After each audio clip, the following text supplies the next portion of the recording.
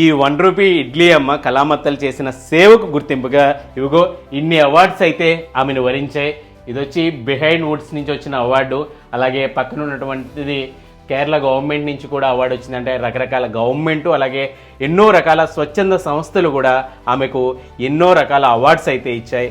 ఎలాంటి స్వార్థం లేకుండా నిస్వార్థంతో ఆమె చేస్తున్న ఈ లో మార్జిన్ బిజినెస్కు గుర్తింపుగా ఇవన్నీ అవార్డ్స్ రావడంతో పాటు ఆనంద్ మహీంద్ర లాంటి వ్యాపార దిగ్గజాలు సైతం ఆమెను గుర్తించి ఆమెకు ఈ ఇంటిని నిర్మించి ఇవ్వడంతో పాటు ఆమెకు గ్యాస్ కనెక్షన్ రావడంలోనూ ఆయన చొరవ తీసుకున్నారు.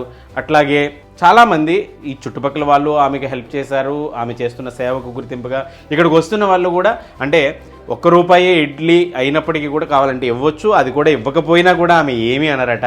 ఆకలితో ఉన్నారంటే ఎవరికైనా ఫ్రీగా అయినా సరే భోజనం పెడతారు. అట్లాగే చాలామంది వచ్చి కొంచెం ఎక్కువ కూడా ఇచ్చి వెళ్తూ ఉంటారట. ఎందుకంటే ఇవన్నీ ఖర్చులు పెరిగిపోయాయి, ఈమె ఎట్లా ఈ బిజినెస్ చేస్తున్నారని ఈమెకైతే మాత్రం కొంతమంది ఎక్కువగా అమౌంట్ కూడా ఇస్తుంటారు అన్నమాట.